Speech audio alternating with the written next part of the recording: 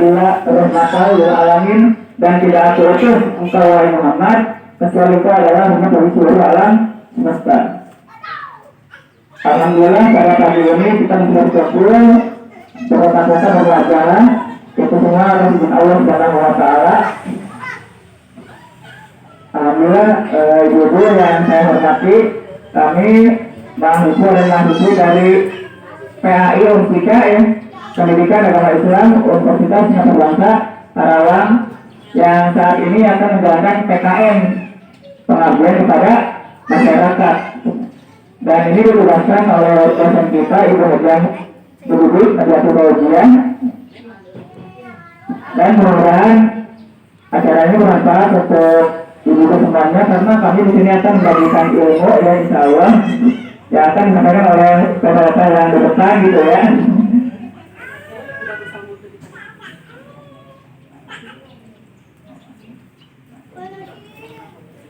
Nah, baiklah ya Bu, untuk mempersingkat waktu kita dimulai saja kepada pemateri yang pertama yang akan disampaikan oleh siapa tuh?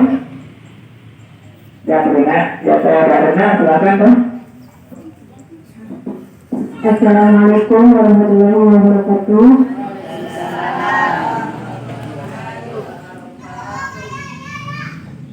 Hapunten sajana ibu-ibu melalui cara waktunya untuk mempersingkat waktu. Baik, langsung saja saya akan menyampaikan sebuah hadis tentang penyakit pasti ada obatnya, yaitu hadisnya Bismillahirrahmanirrahim. Haddatsana Muhammad bin Musanna, haddatsana Abu Ahmad Zubairi, haddatsana Umar bin Sayyid Abi Hasan qala haddatsana Atrus bin Abi Rahabin an Abi Hurairah radhiyallahu anhu an Nabi sallallahu alaihi wasallam qala ma anzala yadaan ila anzala lahu syifaan. Yang artinya yaitu menceritakan kepada kami Muhammad bin Al-Musanna, menceritakan kepada kami Abu Ahmad Az-Zubairi, menceritakan kepada kami Umar bin Sa'id bin Abu Husain. Dia berkata, menceritakan kepadaku Atta bin Abi Rabah dari Abu Hurairah radhiyallahu anhu dari Nabi Muhammad sallallahu alaihi wasallam. Beliau bersabda, Allah tidak akan menurunkan penyakit kecuali menurunkan juga penawarnya. Hadis riwayat Bukhari. sedikit saja yang akan saya jelaskan, nanti akan jelaskan selanjutnya oleh rekan saya tentang penjelasan hadis ini, yaitu bahwa Allah itu tidak akan menurunkan sebuah penyakit kalau tidak ada obatnya. Jadi perlu diingat satu kali lagi, Allah tidak akan menurunkan sebuah penyakit kalau tidak ada obatnya. Nah, jadi kalau ada pernyataan atau perkataan obat ini itu tidak ada obatnya, maka itu tidak benar sama sekali. Nah, sekarang kan obat yang dulunya dikatakan tidak ada obatnya, sekarang ada, bahkan banyak. Nah, kembali lagi bahwa Allah itu tidak menurunkan sebuah penyakit kalau tidak ada obatnya. Rasulullah Shallallahu Alaihi Wasallam bersabda,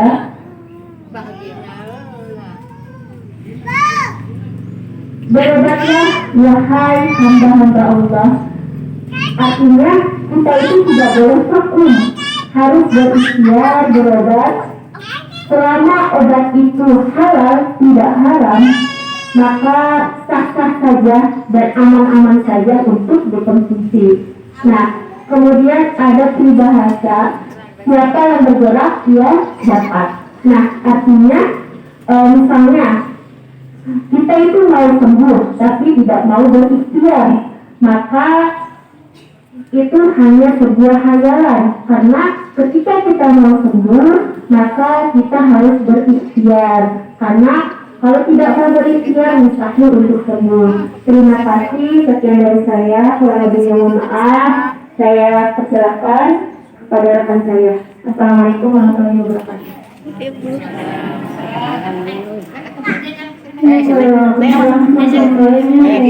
Iya, pada tentunya ya, harusnya di campur dasar. Nah, bener Neng, Sunda mama Neng. Seperti kata tadi yang disampaikan potensi akunnya, mereka kenapa ini punya Nabi dan bisa punya teman teksari. Kalau di tinggi rambut jalan itu, namun sebenarnya penjelasan tinggal. Langsung aja tadi kan sebabnya dijelaskan sedikit tentang hadis tentang obat pasti ada penyakit pasti ada obatnya. Pun dijelaskan ini tadi ketika menjelaskan secara hadis ini ada Ibnu Hajar Al-Asqalani ini menyebutkan ada beberapa riwayat yang sama tentang hadis yang tadi. Di antaranya itu riwayat Ahmad dari Anas. Sesungguhnya Allah dimanapun menciptakan penyakit, Dia menciptakan juga obatnya, maka berobatlah. Kami Allah tuh yang menentukan penyakit ke orang sadaya pasti kita Allah menentukan obatnya. Selain dari orang bencana corona itu nanti saya obatnya keadaan saya gitu. Jadi Allah tuh menentukan segala penyakit ke orang teh saya obatnya eta. Allah dikasih menentukan bagi ayat penyakit anak seperti corona, HIV atau lain ternyata acaranya obatnya keasalnya keasalnya ayah seperti keilmuan profesor atau ikhtiar mengusahakan obatnya ayah Allah bisa Allah menentukan obatnya orangnya punya ikhtiar juga kami lihat obatnya sama itu Allah pun disini dipasihkan tadi obatnya itu karena orangnya sudah ikhtiar. Terus ayah penyakit sudah disebabkan tadi kecuali satu ayat riwayat lain dari Usama bin Syurah. Berobatlah wahai hamba Allah, sesungguhnya Allah sudah meletakkan penyakit kecuali meletakkan juga obatnya, kecuali satu penyakit yaitu tua atau pikun. Nah, obatnya udah jadi. Obatnya ada obatnya tidak pikun mah. Mau ayah dulu ini kayak berobat ke dokter itu yang pikun gitu ya. Pertama ya terus kodrat namanya ngomongnya sama istilah untuk ilmiahnya fungsi otak orang terus taruh gitu untuk tiga budak norak ini gitu. Nyamualah kapten aku mantepnya anu yang ngarep pikun ada salah lieur sama pemuda ini budak orang terus. Ya. Atau nanti ini ibu atau ini semuanya dari awak dengan daya. Kenapa mau dipakai juga kumaha dari awak dokter ini pasihan kan ya tapi kok kayak terus kodratnya itu terus kodratnya untuk rumah gitu. Ya, sempurna kan orang kepanjangan jalannya awak. Ikut satan. Terus ya saya lumayan yang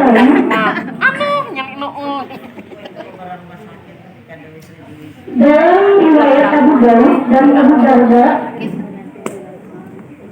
yang telah dimasukkan sesungguhnya Allah menjadikan bagi setiap penyakit obatnya maka berobatlah dan janganlah berobat dengan yang haram.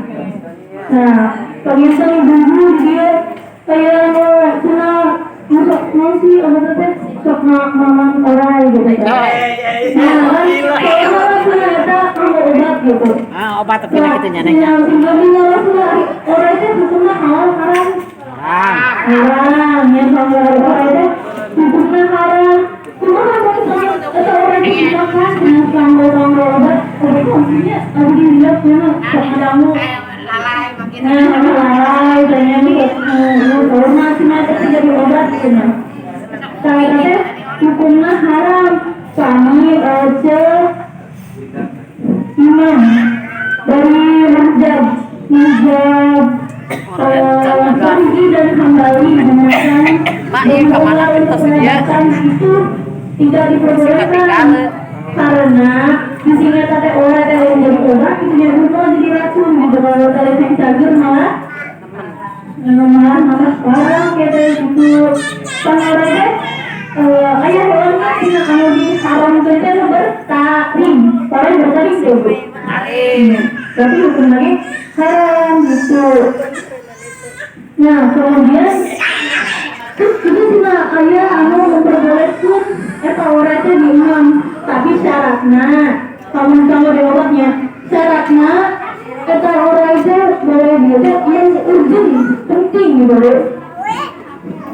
urgent selalu nasional supaya tetap senang kami urgent-urgentnya ulama enam orang gitu tentang obat peneliti cuma sih boleh senang soalnya sudah dijelaskan dalam surah Al-Baqarah ayat 173 artinya tetapi barang siapa dalam keadaan terpaksa memakannya sedang dia tidak menginginkannya dan tidak pula melakukan batas maka tidak ada dosa baginya.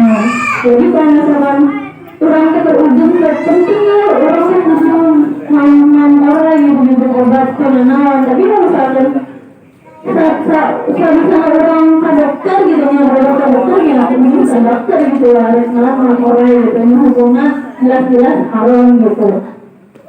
Mungkin orang ya kami berobat ke ibu-ibu ya kami berobatkan tentang ikhtiarnya tentang ke dokter gitu yang kata sama dokter sebab merujuk kesembuhan teh mesti dari awal. Jadi orang berobatnya ikhtiarnya kan kalau kan balik diri ke mesti awal gitu kesembuhan dari awal gitu. Dokter syariat Iya, gitu. Perantaranya karena ibu dokter ke dokter gitu, sama koordinasinya. Jadi sekali lagi baik diri ke mesti awal gitu. Mau jadi ibu dari enggak-enggaknya dari kami lagi dulu karena selanjutnya apa kata? ayat kan ya ayat kan pasti nih om kok Yang gue tadi pas ada obatnya. Di sini saya cuma ingin menyimpulkan dari penjelasan saudara saya Debbie jelaskan. Jadi dapat disimpulkan gitu bahwa Allah tidak menciptakan suatu penyakit. Allah tidak akan menciptakan penyakitnya saja gitu, tapi Allah juga menciptakan obatnya gitu. Dimana Allah ciptakan penyakit, pasti ada obatnya gitu. Nah terus adapun penyakit yang belum ditemuin gitu, obatnya itu bukannya belum ada obatnya, tapi manusianya gitu yang belum mencari tahu gitu, berusaha cari tahu obatnya apa gitu. Nah di sini diuji gitu oleh Allah manusia itu untuk berusaha untuk ikhtiar dalam mencari obat tersebut. Nah memang kan penyakit itu kesembuhannya datang dari Allah gitu. Tapi kita juga sebagai manusia harus juga gitu berobat ke dokter gitu ya, tadi syariatnya ke dokter. Nah terus berobat juga diwajibkan dengan obat-obatan yang halal ya Bu, tadi sudah dijelaskan gitu. Kalau tidak mepet-mepet banget kita jadinya obat-obatan yang halal gitu. Kalau darurat tuh itu boleh, tapi seadanya saja, tidak boleh berlebihan gitu ya Bu. Ya mungkin hanya itu yang dapat saya sampaikan, kurang dan lebihnya yang dimaafkan. Selanjutnya saya kembalikan kepada moderator. Kebetulan kata Sarayana Anwar Payung Kamengkos menjelaskan gitu ya, yang sudah menjelaskan mengenai penyakit pasti ada obatnya. Nah ini aku yang harus dulu mungkin sehat ya kan? Alhamdulillah. Sehat dulu. Alhamdulillah. Ya. Alhamdulillah. Mohon. Kalau tinggi kita sekarang dulu aja. Jadi kesimpulannya jadi ketika Allah menurunkan penyakit pada orang-orang yang beriman, ya, walaupun menurut ulama itu berarti berpengaruh dengan diampun diampuni, dan itu adalah kebijakan Allah Subhanahu wa Ta'ala gitu kan. Nah, dan mustahil kalau penyakit tidak ada obatnya pasti ada gitu kan. Sekalipun itu turun orangnya ibu ya.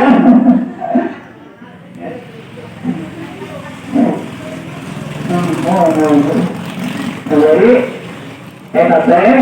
ujian si Allah juga orang-orang yang beriman gitu. Jadi ujian itu juga orang-orang yang beriman ya. Jadi ada yang berhubung dengan kemiskinan dan ada yang berhubung dengan kekayaan, ada yang berhubung dengan kesehatan, ada yang berhubung dengan kesakitan. Namun pertanyaannya, apakah ketika orang yang beriman itu diuji kesakitan dia lulus, apakah tidak gitu kan? Apakah orang yang beriman diuji dengan kesehatan dia lulus, apakah tidak gitu kan? Apakah orang yang diuji dengan kekayaan itu lulus, rajin sedekah, infak, sedekah, apakah tidak gitu kan? Apakah yang diuji dengan kemiskinan dia lulus dan dia berusaha gitu kan? Nah itu adalah ujian ya. Jadi hartamu, anak-anakmu itu hanyalah cobaan. Namun kita lulus atau tidak gitu kan, ketika menjalankannya gitu.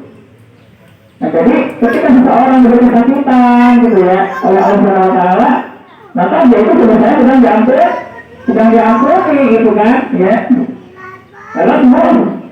Lalu ya, kira-kira kami dikasih kayak itu dijalankan apa? Cuma gitu. Gimana ya? Ya. Orang cager gitu ya. Ya. Jadi alhamdulillah ya kalau di paparkan ya tadi materi mengenai penyakit pasti ada obatnya gitu ya. Kalau ditinggali gitu ya saya menyampaikan anak, tapi tinggal gitu ya. Karena lebih santai sampaikan anak gitu ya. Saya hari lumber mangkala, orang sanjur mangkala. Lihatlah apa yang disampaikan dan jangan lihat siapa yang menyampaikan ya. Jadi ketika yang menyampaikan itu adalah anak muda maupun anak kecil, ketika dia menyampaikan maka lihatlah apa yang disampaikan. Terkadang orang melihat penampilan ya, tulangnya kayak gini, orang masih muda, masih kecil lah, apa yang dengerin gitu ya. Padahal udah aja udah dengerin, nah itu salah ya. Karena kata Ali, udah mangkola, orang tanjur Maka ya, lihatlah apa yang disampaikan dan jangan dilihat siapa yang menyampaikan begitu ya. Atau alhamdulillah sebelumnya. Ya. Mungkin tadi di pokoknya ya. Kalau berjatuh, assalamualaikum warahmatullahi wabarakatuh.